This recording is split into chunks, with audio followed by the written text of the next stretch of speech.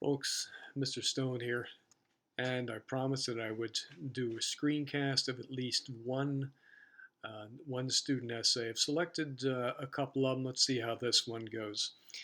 This student has chosen to use the idea of Ernest Gaines as a storyteller. So let's take a look at how this works out. Now, bear with me. The I'm working with a couple different tools here. They may work out, they may not. Just stay with me. So let's take a look first. Take a look first at the use of the title here. And it says quite simply, Gaines as novelist. It gives a partial indication of where the essay is going, but it doesn't go far enough. It says the title should read something like the effective elements of Ernest Gaines as a storyteller. That's quite simply all that's needed. Let's take a look at a couple of other lines here. I'll have to get out of the ink marking program there. There's a misspelling of Gaines' name. It should be Ernest J. Gaines. Let's come out of the ink there. Bring it further down here and go back in.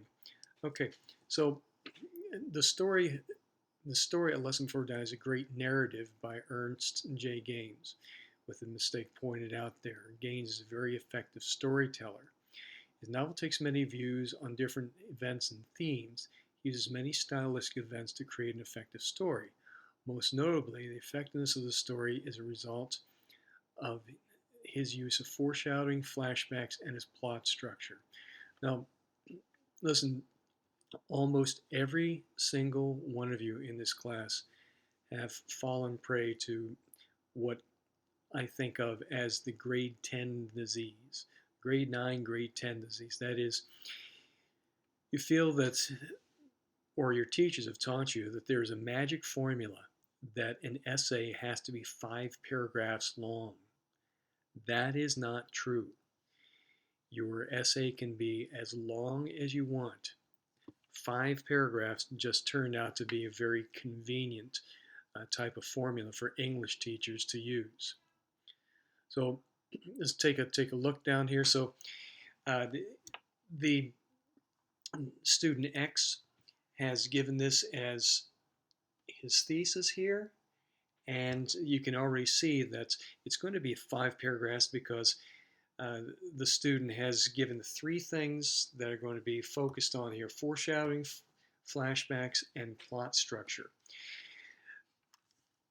After the thesis, I've already said that I look at topic sentences. And let's take a look at the very first topic sentence of the next paragraph. Foreshadowing is a major part of Gaines' novel. You would think that is, yeah, that's a good topic sentence. Well, it takes us in the right direction, but it doesn't take us nearly far enough. The first 2 sentences should be combined here. Right in there, these 2 sentences should be combined. Instead of saying foreshadowing is a major part of Gaines's novel, he uses foreshadowing throughout his book to create an effective story. Put the 2 sentences together, because remember, the first sentence of a paragraph always has to point back to your thesis directly, and it also needs to spell out what the rest of the paragraph is about. So it should read something like foreshadowing, or Gaines uses foreshadowing effectively to create an effective story. That's redundant. To create an effective story by pointing out direction, powerful elements of the story in the future. That way you say it's effective, but you also give a hint as to what will come later. Let's clear out some of this ink again.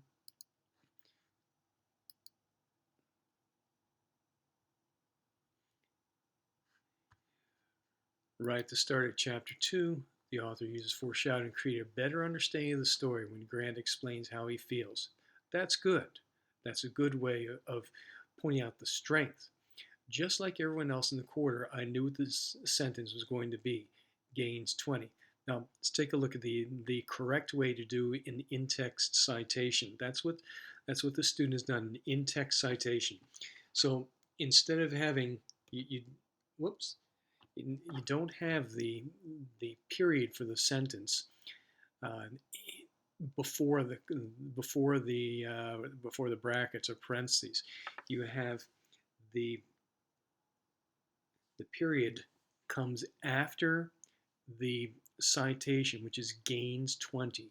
Open parenthesis, gains, last name, page number, and then the period.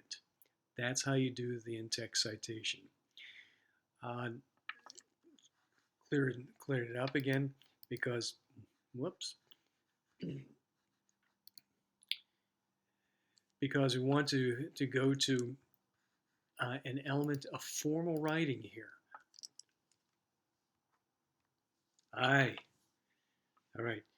This is a cardinal sin. You do not want to insert first person or second person. You cannot say I, me, we, us, our. You can't say you or yours either because this is formal writing and you have to keep yourself out of this. Let's skip further down here. Some good points are being made here. By the way, partial, good use of MLA formatting, but take a look here. We're in page 2. There should be up here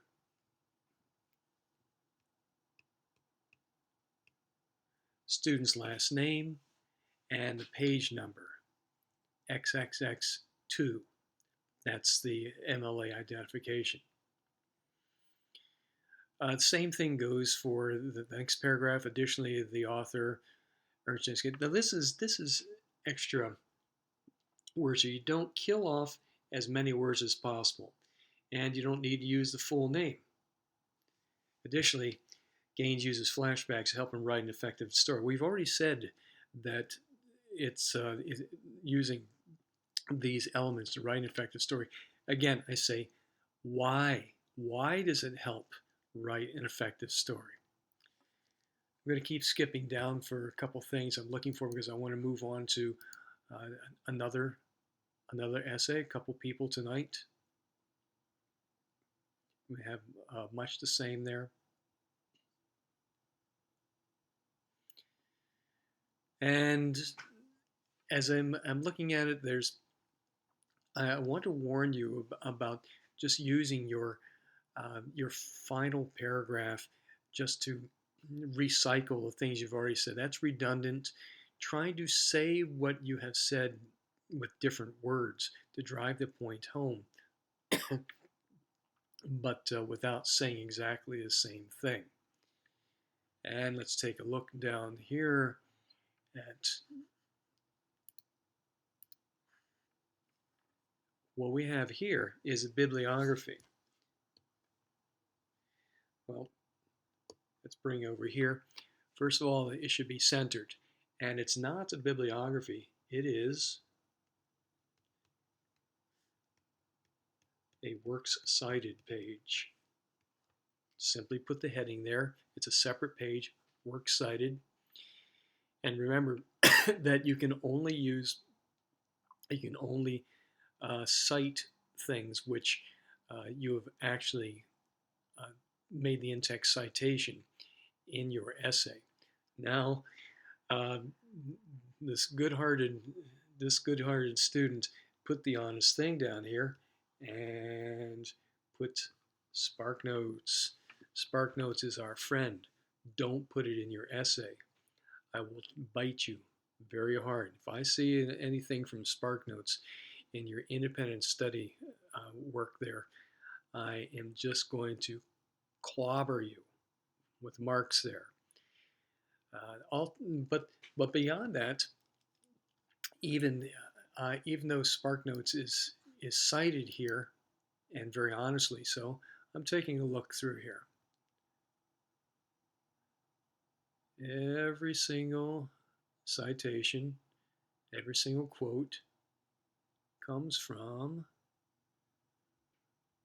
the novel. You understand what I'm saying? So even though even though the student used an incorrect source, SparkNotes, although remember I said I don't care if you look at SparkNotes or things like that to help you a little bit. Uh, you number one, you don't use SparkNotes as a source in an academic paper. Number two, you can't use SparkNotes, even if it was um, a decent source. You can't put SparkNotes in your works cited page unless you actually quoted from it. Do you see what I'm saying there? So take a look down here. Whoops. SparkNotes is listed in works cited, but it never was cited, so you can't put it on your works cited page. That's what it is. So I'm going to take a look at doing another essay. Hopefully post that on YouTube in a few minutes.